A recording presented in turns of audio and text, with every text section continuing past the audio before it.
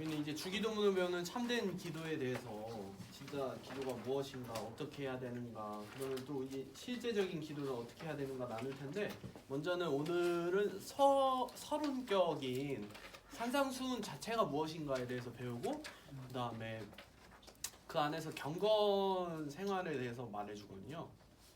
신자들의 경건 생활이 무엇인지, 또 어떻게 해야 되는지 큰 원리를 얘기해주는데, 그거를 같이 살펴보도록 하죠. 첫 장 넘기시면 이제 목차가 나오고요. 목차는 아까 나눈 대로 8강으로 이루어집니다. 주기도문도 이제 하나님 앞에 해주시옵소서 이렇게 청원하는 거는 6개고, 처음에 하늘에 계신 우리 아버지여 이렇게 부르는 게 처음에 부름, 그 다음에 6가지 청원, 그 다음에 나중에 송영이 되게 나라와 권세와 영광이 아버지께 있사옵나이다. 이게 송영이라고 하거든요. 그래서 이렇게 8개로 되어 있어서 하루에 2개씩 해서 4강 이렇게 되고, 그 다음에 7번째 강의는 관계, 마지막에 토의와 실습을 하도록 하겠습니다. 그러면 넘겨보실까요? 이제 산상수훈 서론과 그리스도인의 경건 생활에 대해서 살펴보죠. 산상수훈은 마태복음 5장에서 7장에 있는 말씀입니다. 이거에 대해서 좀 서론을 나눠야 되는데, 이게 무슨 내용이냐, 바로 이미 임한 하나님 나라의 백성에게 하나님께서, 예수님께서 가르치신 가르침이라는 거예요. 이게 그러니까 불신자한테는 적용이 안 돼요. 네. 불신자한테 하는 얘기가 아니라 이미 하나님 나라의 백성, 이미 신자에게, 이미 구원받은 사람, 또 뭐 하나님의 자녀, 이런 사람들한테 하시는 말씀이죠. 그래서 하나님께서는 원래 옛 언약 백성이었던 이스라엘 백성한테도 이 율법을 주시면서 명령을 이미 하셨어요. 그래서 거룩하게 살기를 원하셨고, 근데 이 거룩하게 살기를 원하셨는데 이스라엘 백성이 거룩하게 잘 살았나요? 십계명 그 받았을 때 본문을 보시면 알겠지만, 출애굽기를 보시면은 십계명 받자마자 이스라엘 백성이 모세 사라지니까 바로 또 금송아지 만들고 바로 우상 숭배하거든요. 네, 거룩에 바로 실패합니다. 네, 이스라엘 백성은 스스로의 능력으로는 거룩하게 살 수 없었어요. 그래서 이제 그 거룩에 실패한 이스라엘 백성을 그럼에도 불구하고 여전히 인류를 사랑하시는 하나님께서 여전히 사랑하시고 구원하시고 인도하셔서 결국은 이 모든 죄에 대한 이 해결책으로 예수 그리스도를 우리에게 보내주셨습니다. 그래서 이제는 예수님의 그 십자가 사역을 통해서 우리가 거룩한 백성이 되었죠. 그리고 우리가 거룩하게 율법을 성취하면서 살도록 가르치시고 실제로 우리를 인도해주고 계십니다. 근데 이 산상수훈은 이 새언약 백성에게 요구하신 명령인데, 이게 구약과 연관이 되는 거예요. 그러니까 십계명에 대한 약간 내용이 달라요? 이게 없어가지고. 네, 괜찮아요. 네. 그 이제 새 언약으로 성령을 받아가지고 이 새 마음을 가진 신자, 거룩한 이 교회적 존재가 돼서 한 몸으로 살아가는 이 성도에게, 우리에게 요구하신 삶이 바로 이 산상수훈의 삶이거든요. 근데 이거는 바로 십계명, 옛 언약의 아주 핵심적인 십계명을 배경으로 하고 있습니다. 그래서 예수님께서는 이 십계명을 5장에서부터 7장 이 산상수훈에서 재해석하시면서 우리에게 새로운 율법을 주시는 거예요. 그래서 사람들이 예수님께서 산 위에 앉으신 것을 되게 집중해서 보고 있습니다. 산 위에 앉으셔서 예수님이 말씀하시거든요. 그거를 되게 중요하다고 생각하는 게, 그게 이제 모세가 산 위에서 하나님께 십계명 받았잖아요. 그거랑 연결시켜서 생각하는 거예요. 그리고 이제 산상수훈을 보시면 5장부터 7장을 쭉 보시면 대조를 하면서 주제를 말씀하시고 강화하십니다. 특별히 이제 바리새인들 또 이방인들과 대조를 하시면서 너희는 그렇게 하지 말고 이렇게 해라 라고 말씀을 계속 하시고, 그 다음에 두 번째로는 의를 되게 말씀하세요. 너희는 이 사람들과는 더 나은 의를 이제 이뤄가야 된다라고 말씀하시는데, 근데 그러면 이제 약간 이제 거기서부터 어려운 점이 시작돼요. 왜냐면은 우리는 그렇게 못 사는데 이렇게 살아야 의로운 거다 이렇게 말하면은 행위를 해야만 의로워지는가라는 질문을 하게 되더라고요. 근데 그게 아니라 너희가 이미 의롭게 된 하나님의 백성이 이미 되었으니 너희는 그 백성의 본분에 맞게 의롭게 살아라라고 말씀하시는 건데, 이걸 거꾸로 가면은 이제 마음이 힘들어지거든요. 그때부터 이제 구원이 막 흔들리고, 주님 제가 이걸 못하는데 저는 구원 받았습니까? 이런다니까요, 진짜. 그리고 이걸 해야만 구원을 받는 것으로 오해를 하고, 근데 그게 아니라 이 더 나은 의는 이미 하나님의 백성인 너희가 이렇게 살 수 있다라고 말씀하신다라는 것을 기억하세요. 그리고 이제 그 비교하는 그 서기관과 바리새인 또는 이방인들의 위선적인 그런 경건과 대조되는 참된 경건과 거룩이 드러나게 될 것입니다. 그래서 산상수는 어떻게 되어야 되는가 3번에서 나오는데 먼저 방금 말했다시피 은혜를 전제로 시작하고 그 다음에 믿음으로 기대를 해야 됩니다. 그러니까 우리가 이미 은혜로서 구원을 받았다. 그리고 이제는 주님께서 이렇게 살 수 있다 말씀하셨으니 그 말씀을 믿음으로 기대하면서 살아가는 거예요. 근데 이제 방금 말씀드린 것처럼 이미와 아직 사이의 시대, 그러니까 아직 그 죄를 지을 수 있는 상황이잖아요. 우리 믿는 사람들도 그런 것을 이제 기억하지만 그 유혹과 미혹에서도 우리에게 믿음으로 살 수 있도록 우리에게 이 주신 말씀이 바로 산상수훈인 것입니다. 그래서 이 네모칸에 나와 있는 대로 우리는 산상수훈의 말씀에 직면해서 끊임없이 예수 그리스도로 나아가고 믿음을 회복하거나 견고히 해야 합니다. 이게 해법이에요. 율법은 이제 우리가 의롭다함을 얻도록 예수 그리스도께 우리를 보내는 거죠. 초등교사라고 하잖아요. 우리가 이제 율법을 보면은 나는 도대체 이 율법을 행해서 의로움을 얻을 수 없구나라는 것을 발견하게 되고 그렇기 때문에 예수님께 가는 거죠. 그리고 예수님께서는 이제 그리스도의 십자가 사역으로 인해 거룩해지고 구원을 받은 우리가 거룩한 삶을 살도록 우리를 다시 율법을 지키게 하신 겁니다. 이게 이제 율법에 대한 우리의 생각이 될 거예요. 그리고 두 번째로는 불편함을 감수해야 합니다. 이거 좀 찔리는 건데 지금 우리의 모습과 비교하면은 원수를 사랑하라, 막 이제 오른뺨 때리면 왼뺨 대라 막 이러고 막 이제 기도하고 막 골방에서 기도하라 이러고 그러면은 나랑 좀 거리가 먼 것 같아서 되게 어렵거든요. 근데 이 불편함을 감수해야 됩니다. 이것을 믿음으로 받고 이대로 살아가는 게 우리들의 역할이에요. 만약 이 2번이 잘 되지 않으면 이 어려움을 감수하지 않으면 3번처럼 행동하거든요. 그게 뭐냐면 약화시키는 겁니다. 이 산상수훈 말씀을 그대로 받아들이지 않아요. 이거 예수님이 너무 과장되게 말씀하셨다 이러면서 약화시키고 이대로 꼭 살지 않아도 된다 약화시키거든요. 그 피나스 라피드라는 우리 신학자께서 하신 말씀이 있는데 한번 읽어보시겠어요? 시작. 사실상 산상수훈이 미친 영향의 역사는 대체로 그 속에 담긴 충격적이고 부담스럽고 타협이 불가능한 내용 전체를 순화시켜 해롭지 않은 내용으로 변경하려 했던 시도라고 기술할 수 있다. 사람들이 이 5장에서 7장을 보면서 이거를 그대로 받아들이는 게 아니라 어떻게든지 약간 돌려가지고 이대로 안 하려고 이 2번이 감당이 안 되거든요. 나랑 비교해서는 절대 안 되니까 어떻게든 피하려고 회피하고 약화시키려고 막 노력을 했던 게 산상수훈의 해석사입니다. 근데 우리는 그렇게 생각할 수 없어요. 우리는 아까 1번과 2번에서 말한 대로 생각을 해야 되는 거고 이 산상수훈은 구약의 율법보다 더 세요. 십계명보다 더 힘들어요. 사실 지키기가. 십계명은 되게 수동적이거든요. 뭐 하지 말라잖아요. 이렇게 해라가 아니라 그럼 이것만 안 하면 되는 거잖아요. 십계명은 뭐 이제 하나님의 이름을 망령되이 일컫지 말라 이거잖아요. 내 이웃을 뭐 도둑질하지 말고 간음하지 말고 이런 거지 적극적이지는 않거든요. 그래서 되게 수동적인데 산상수훈은 좀 더 강력합니다.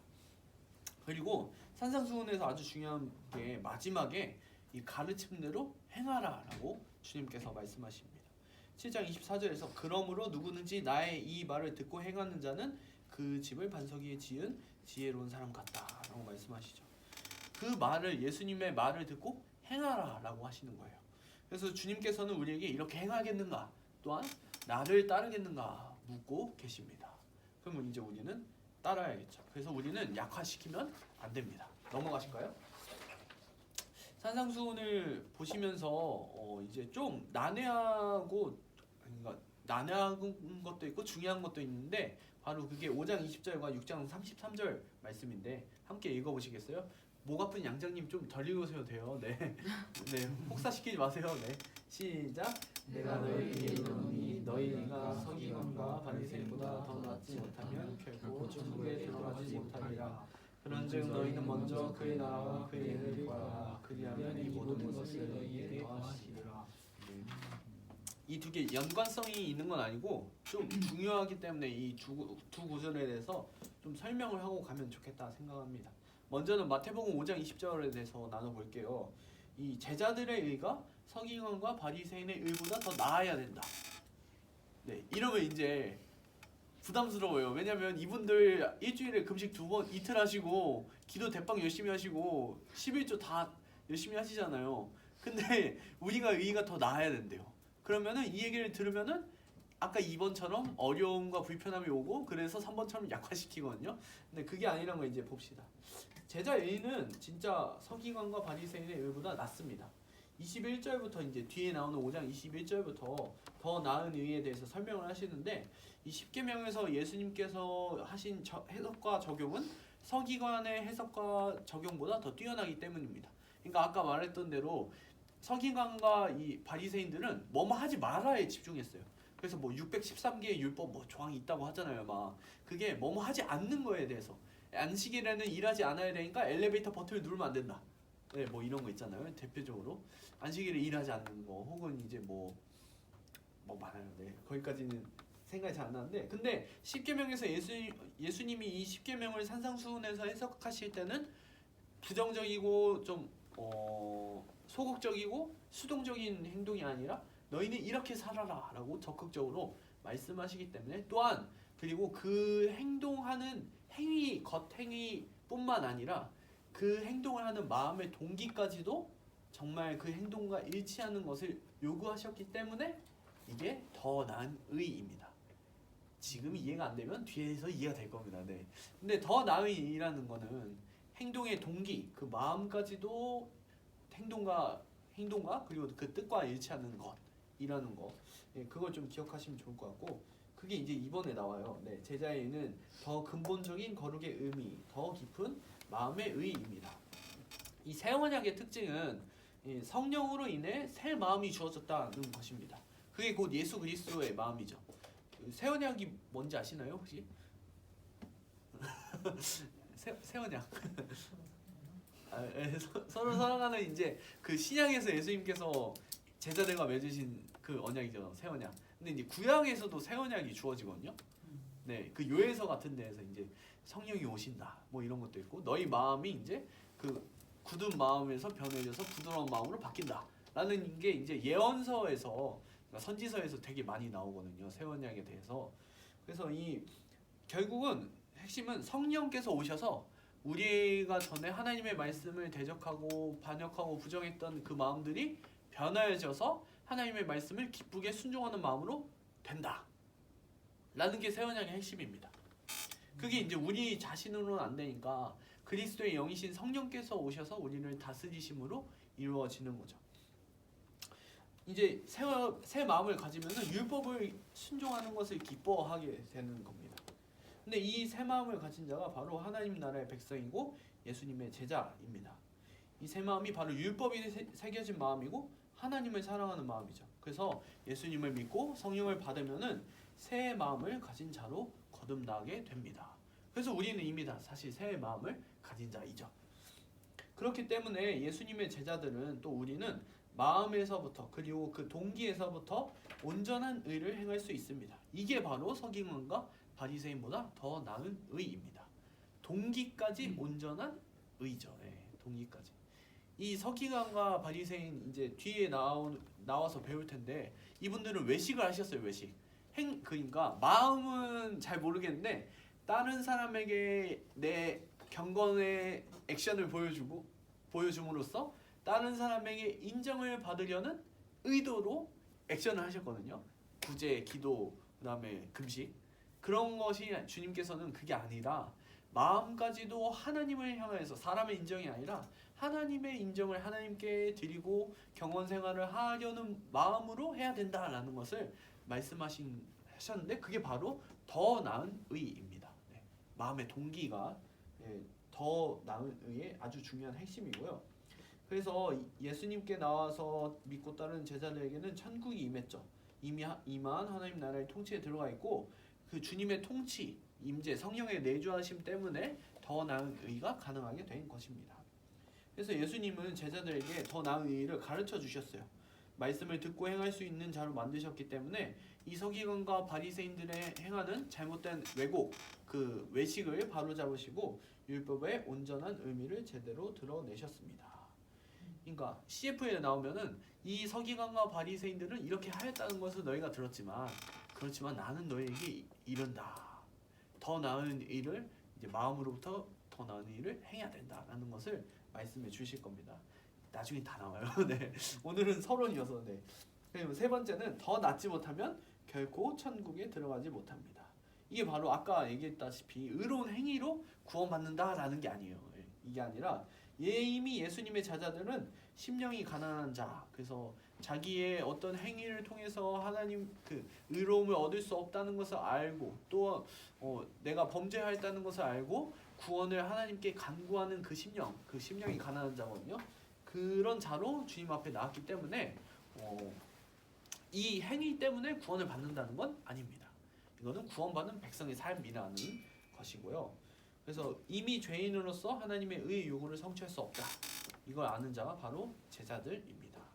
그래서 예수님께 나와서 함께 있으면은 새롭게 되어서 새 마음으로 바리새인이나 서기관보다 더 나은 의를 행하는 게 당연합니다. 근데 이제 약간 또 무서운 말이 그 밑에 적혀 있어요. 그 삶에서 더 나은 의를 보이지 못한다면 구원받은 자, 천국에 들어간 자가 아니라는 결론이 나와요. 네, 약간 무섭죠 이러니까. 네, 약간 무서운데, 근데 주님께서 우리 마음을 인도해 주시는데, 네, 이거는 이제 우리가 관심법이 안 되잖아요. 우리는 관심법을 못 하잖아요. 궁예도 아니고 하나님도 아니니까. 네, 그래서 그 사람 본인이 좀 잘 알 것 같아요. 근데 이제 뭐 내가 그렇게 막 마음의 동기가 막 항상 하나님께 가 있는 게 아니라고 해서 낙심하지 마시고, 네, 너무 낙심하지 마시고 아니라는 뜻이고 이게 이제 주기도문에서도 나오게 될 것입니다.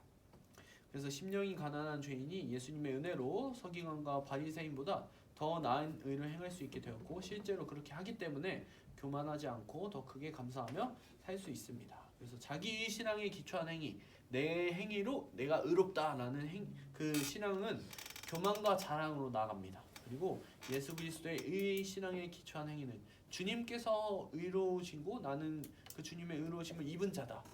주님의 의로우심을 입었기 때문에 내가 이렇게 행위를 할 수 있다라고 생각하는 그 사람은 감사와 찬양으로 나아가게 되는 거죠. 그러니까 내가 금식을 해도 내가 잘나서 하는 게 아니잖아요. 주님이 이루신 의를 힘입어서 내가 할 수 있다라는 생각을 가진 사람은 금식을 하면서도 감사하고 찬양을 할 수밖에 없는 거죠. 네, 물론 금식 꼭 해야 되는 건 아니에요. 네. 나중에 오늘 또 배울 거예요. 네. 두 번째로 이제 두 번째 구절은 6장 33절인데요. 염려하지 말고 먼저 구해야 할 것은 그의 나라와 그의 의입니다. 이게 그의 나라와 그의 의가 우리가 가장 추구해야 할 대상입니다. 그래서 그의 나라 이게 이제 주기도문의 내용을 압축하면 하나님 나라와 하나님의 의가 나와요. 네. 그 앞에 세 개 차원이 하나님의 나라에 대해서 구하는 거고 뒤에 세 개의 차원이 하나님 나라의 의에 대해서 구하는 거거든요.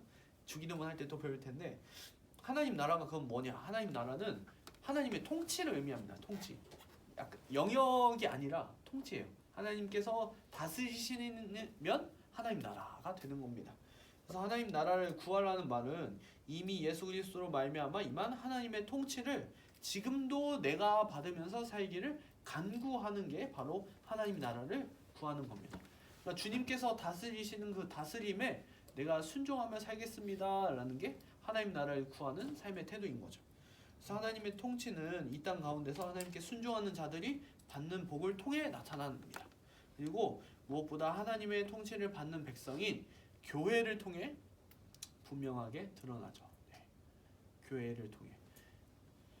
우리도 이제 거의 교회인데 거의 저는 하나 빼고 다 교회라고 생각하는데 네, 거의 교회죠. 우리를 통해서도 그 하나님의 통치가 드러나야 되는 거고 그렇게 된다면은 이 중앙대에 있는 뭐 신자든 불신자든 사람들이 보고 놀라워할 수밖에 없고 그렇게 되면은 사도행전에 나와있던 그 이제 초대교회를 보고 두려워 떨던 사람들처럼 이 중앙대에 있는 사람들이 우리를 보고 놀라고 떨고 여기는 하나님께서 다스리시는 곳이다라는 것을 깨닫게 될 거예요.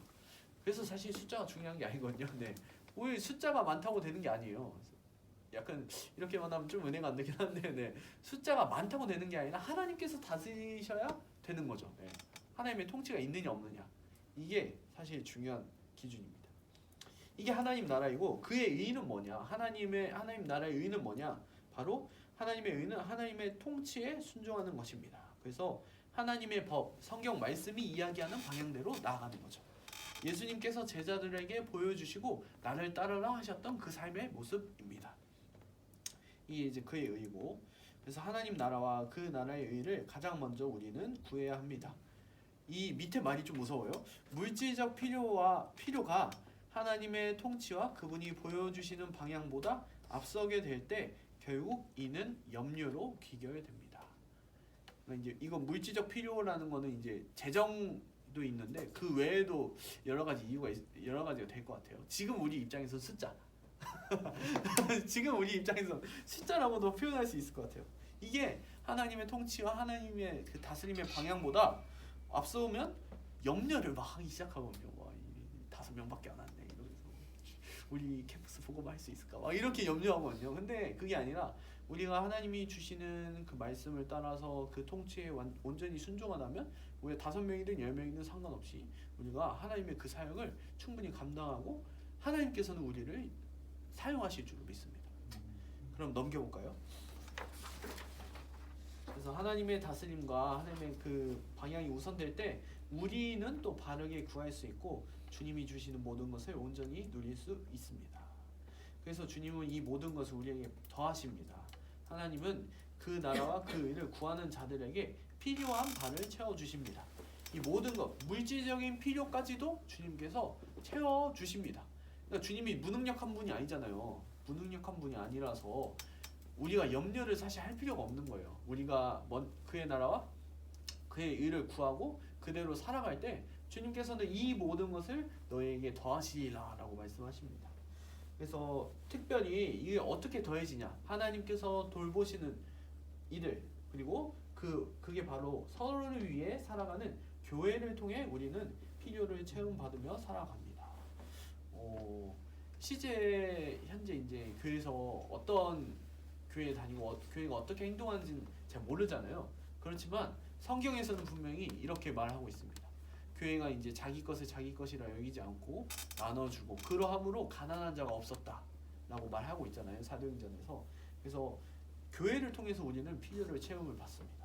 그리고 그렇기 때문에 우리가 비참하게 사는 게 아니에요. 막 쫄쫄 굶고 막 그렇게 사는 게 아니라 그리스도 때문에 이렇게 비참하게 살지 않게 되고, 그러니까 우리 공동체 교회를 통해서 진짜 우리 교회에 진짜 비참하게 사는 분이 있으면은 내 몸이라고 생각하잖아요. 그러면 이 몸이 비참한데 어떻게 그냥 둘 수가 있겠어요.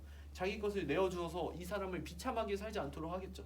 그렇기 때문에 비참하게 살지 않고 또 예수님 때문에 어떤 상황에서든지 만족하게 살아갈 수 있도록 하셨습니다. 그래서 우리에게 이 필수적인 물질적 필요를 채워주십니다. 그리고 하나님의 통치를 간구해서 그 통치에 순종하는 자들에게 필요를 채우시는 것, 이것은 바로 염려하지 말라는 확증입니다. 그래서 이 6장 30절하고 33절하고 5장 20절이 좀 많이 헷갈리기도 하고 중요한 내용에서 다뤘고, 이제는 실제적인 경건 생활로 들어가죠. 그리스도인의 경건 생활을 뭐라 제시하셨냐면 이제 구제와 기도와 금식입니다. 이 세 가지로 제시하셨어요. 이제 뭐 찬양 이런 거 들어가면 좋은데 찬양도 경건 생활이라고 할 수도 있겠지만 근데 구제와 기도와 금식으로 세 개로 정하셨고, 찬양을 생각해 보면 기도에 들어갈 수 있지 않을까 이런 생각도 있긴 해요. 네. 어쨌든 봅시다. 이 세 가지를 제시하셨는데 이 경건 생활의 가장 핵심적인 원리가 있는데 그게 바로 사람에게 보이려고 행하지 말라입니다. 6장 1절인데 우리 같이 읽어보실까요? 시작. 사람에게 보이려고 그들 앞에서 너희 의를 행하지 않도록 주의하라. 그리하지 아니하면 그들에게 너희 아버지께 상을 받지 못합니다. 네. 넘어가기 전에 지금 잘 이해가 되세요? 네. 헷갈리시면 말씀하세요. 네. 그러면 1번 보죠. 사람에게 보이려고 의를 행하는 것을 우리는 주의해야 합니다. 이 의는 아까 나눈 대로 두 가지 차원이 있어요. 도덕적으로는 율법을 기준으로 이 인간관계 속에서 요구되는 이 선한 행위가 외적으로 드러나죠. 그리고 그것을 행하는 그 마음의 상태까지도 선할 것을 요구하는 의입니다. 그러니까 이제 어떤 행동을 하면서 행동 자체도 의로워야 되고 그 행동을 하는 마음의 동기도 의로워야 된다라는 거죠. 아까 그 봤던 5장 20절의 내용이 바로 이 도덕적 차원의 얘기입니다. 그러면 종교적 차원은 무엇이냐? 성도로서 마땅한 종교적 행위를 행할 때 외적으로 드러나는 의를 말하는 겁니다. 그래서 구제와 기도와 금식이 바로 종교적 차원의 이제 의로움이 드러나는 행위이죠. 그래서 5장에서 아까 말한 대로 서기관과 바리새인보다 더 나은 의, 이 마음의 내면까지 동기까지 하나님의 말씀에 순종하려는 그 의를 말하고 있고, 이제 6장에서는 서기관과 바리새인과 같지 않은 의 혹은 다른 의를 말합니다. 서기관하고 바리새인 아저씨들은 외식을 하시거든요. 그래서 우리는 달라야 돼요. 네. 그래서 성도는 달라야 되는데 이 두 가지 의, 도덕적 차원의 의와 종교적 차원의 의를 다 가지고 있어야 됩니다. 복음을 믿어 새롭게 탄생된 하나님의 거룩한 백성인 성도는 겉으로 드러나는 모든 행위와 그것을 행하는 마음의 동기까지도 의를 이룰 수 있는 존재입니다. 네. 할 수 있어요. 맨날 할 수는 없겠지만 할 수 있어요. 우리는 네. 충분히 할 수 있습니다. 네. 이것을 믿어야죠. 네. 그래서 두 번째로 이제 종교적 행위로서의 의는 꼭 행해야 되는데 행할 수밖에 없는데, 근데 이게 문제가 뭐냐면 과시를 하기 쉽기 때문에 주의해야 되는 겁니다. 이 행동 자체는 의로운 거예요. 근데 이걸 하면서 과시를 해서 문제인 거예요. 과시. 그래서 핵심이 이제 구제와 기도와 금식인데, 구제는 뭐냐? 가난으로 인해 고통받는 자를 돕는 겁니다. 그리고 기도는 뭐냐? 하나님만 의지해서 자신의 필요를 구하고 하나님과 친밀하게 교제하는 거죠. 금식은 자신의 심각한 죄의 문제를 해결하기 위한 것, 또는 하나님의 뜻대로 살기 위한 절실한 문제가 있을 때 일상을 중단하고 금식하며 기도에 전념하는 것입니다. 그래서 구제는 이웃을 위한 경건이에요. 예, 가난한 자를 돕는 거잖아요. 그리고 기도는 하나님을 향한 경건입니다. 하나님께 드리는 거잖아요. 기도를 남한테 보이려고 하면 안 돼요. 기도는 하나님을 향한 거고, 그 다음에 금식은 자신을 위한 경건입니다. 금식은 자기 자신의 문제에 대해서 하는 거기 때문에 자기를 위한 경건입니다. 그래서 이제 찬양이 그래서 어떻게 보면 하나님을 위한 경건인 기도로 들어가는 게 맞겠다라고 생각을 하고 있어요. 이거는 여기 나와 있는 내용이 아닌데 뭐 그렇게 하면 좋지 않을까. 네. 이웃을 향한 경건으로 찬양이 가면 외식이 되는 거예요. 네. 그래서 찬양 인도하시는 분들이 되게 그 어려워하는 지점이 그거잖아요. 타인에게 보여지는 그 포지션이기 때문에. 근데 그게 하나님께 보여줘야 되고 하나님께 드려야 되는 건데, 그게 만약 사람한테 가면은 그때부터 이제 곤란해지는 겁니다. 그때부터 이제 외식이 되는 거예요. 그래서 성도는 마땅한 종교적 행위를 행해서 하나님과 이웃과 자신에 대해서 경건한 삶을 유지해야 됩니다. 근데 이게 겉으로 드러나서 사람에게 자신을 높이고 과시하려는 목적으로 행할 수 있다는 것을 알고 주의를 해야 됩니다. 주의해야 됩니다. 자, 그럼 다음 장 넘기셔서 얘기가 또 나와요. 성도의 일상적 삶에서 나타나는 거듭난 성품과 선행보다 종교적 행위로서 사람에게 인정받는 게 더 쉽습니다. 그래서 외식을 하는 겁니다. 그러니까 찬양의 예처럼 뭐 이제 기도로 예를 들어볼까요? 기도하면 다른 사람이 기도하는 걸 보잖아요. 근데 내가 다른 사람들 내 몸처럼 여기며 사랑해서 하는 행동들, 배려하는 말과 혹은 뒤에서 몰래 많이 도와주는 이 행동들은 보이지 않는단 말이에요. 직접적으로. 특별히 마음 안에 있는 것들은 관심법이 없으니까 보이지 않잖아요. 그렇기 때문에 외적으로 보이는 행동이 더 잘 보여지는 거고, 그렇기 때문에 이게 사람에게 더 인정을 받는 게 쉽습니다. 그래서 주의해야 되는 겁니다. 그런데 주님께서는 2번에서 이렇게 말씀하시죠. 사람에게 보이려고 하는 의는 하늘에 계신 아버지께 상을 받지 못한다. 1절 후반부에 나와 있죠. 하늘에 계신 아버지께 상을 못 받는데요. 이게 이제 첫 번째가 약간 재밌는 얘기인데, 성도는 우리가 이 경건 행위를 할 때, 이거 할 때 하나님께서 칭찬하시고 상 주실 것을 기대하면서 합니다.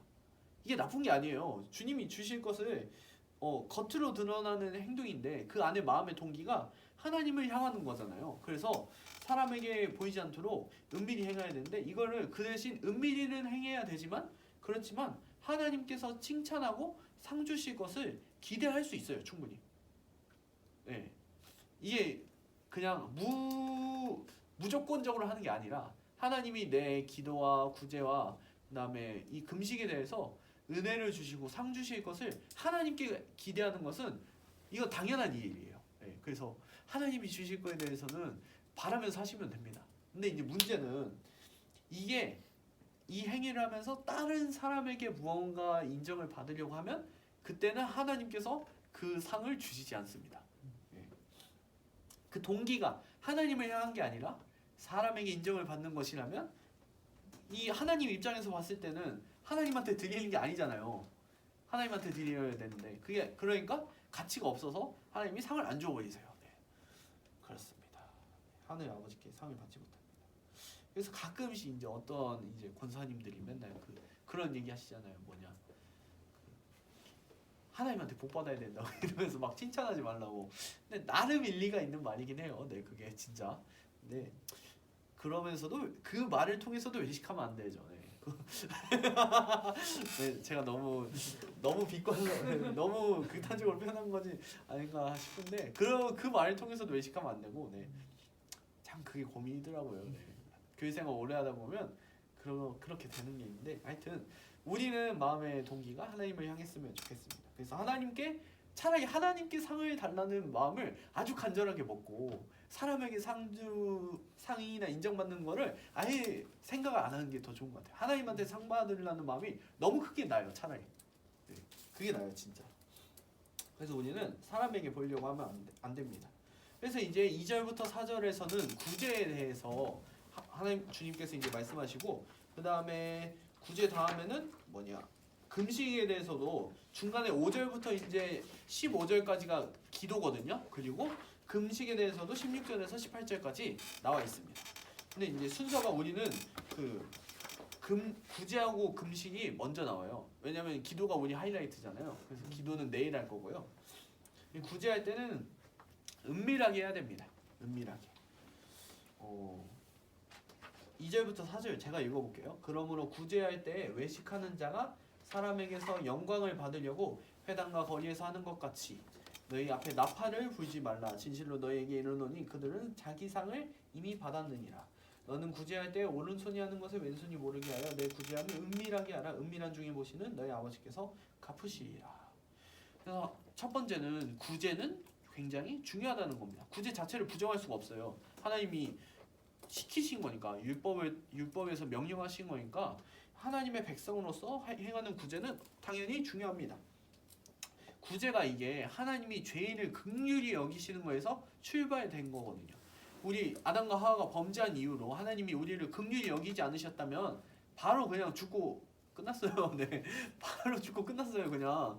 근데 하나님이 우리를 긍휼히 여기셨으니까 우리가 살게 된 거죠. 네, 우리가 지금 이렇게 있게 된 거죠. 그래서 구제라는 단어 자체가 긍휼히 여긴다는 뜻, 이 엘레모시네이라는 이 단어가 불쌍히 여기고 자비와 자선과 구제라는 의미를 갖고 있습니다. 그래서 하나님께서 죄인을 긍휼히 여기셔서 구원해 주셨죠. 그리고 하나님은 이 구제를 명령으로 우리에게 주셨습니다. 이 궁핍한 가운데 고통받는 자들을 돕기 위해서 구제라는 제도를 아예 이스라엘 백성에게는 제도화를 시키셨어요.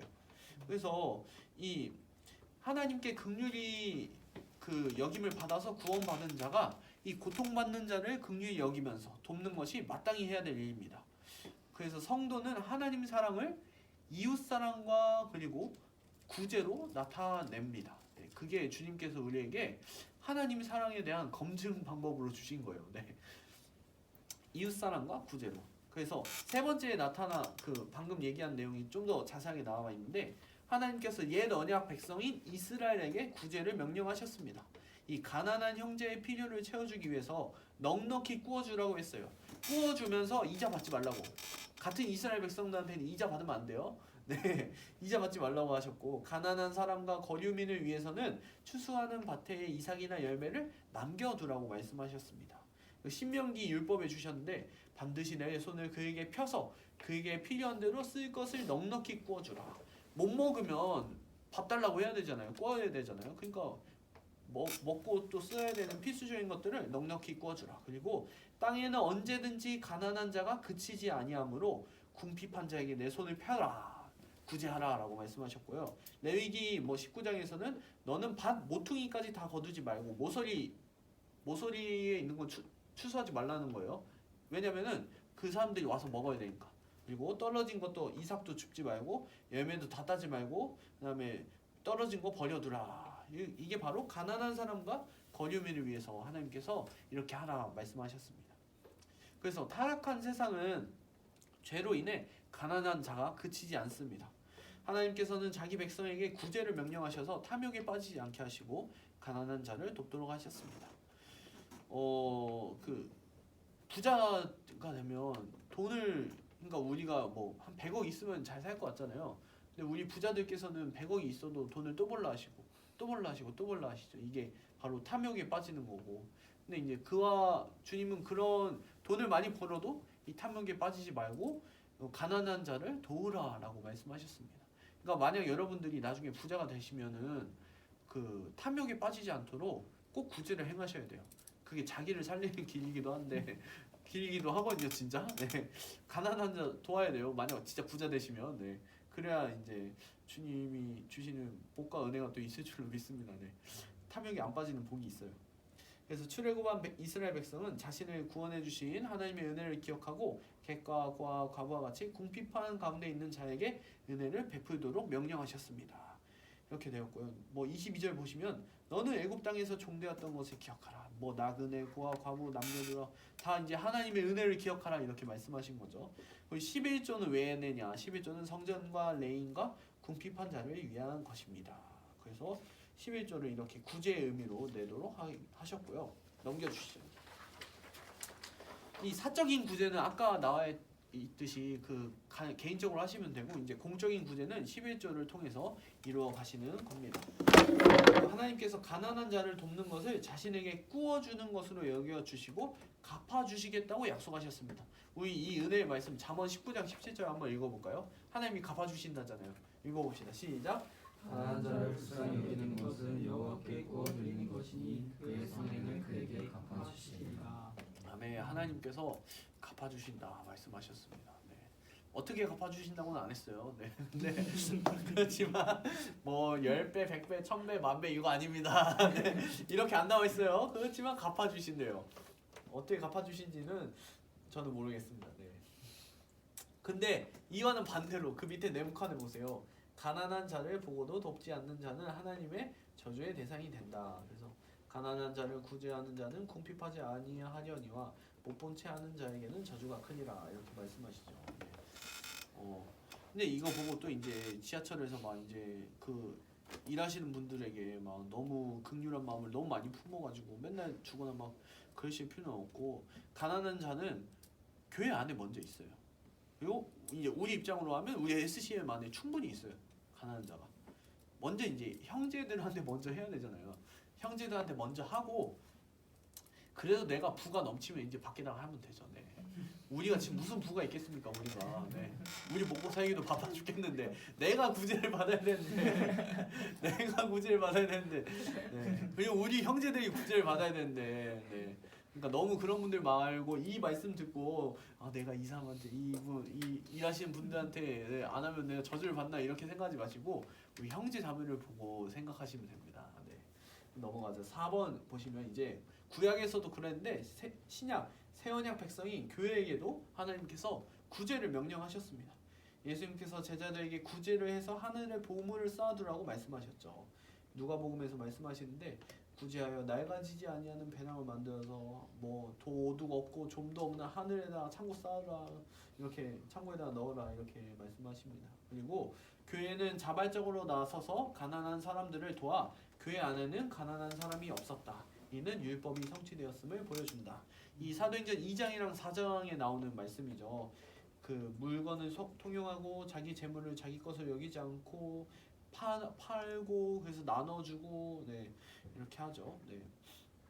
이게 바로 신명기 15장에 하나님께서 말씀하셨던 그 가난한 너희 중에 가난한 자가 없으리라라는 말씀의 성취입니다. 그래서 이제 우리는 진짜 교회 안에서 가난한 자가 없는 것을 봐야 합니다. 여러분들이 나중에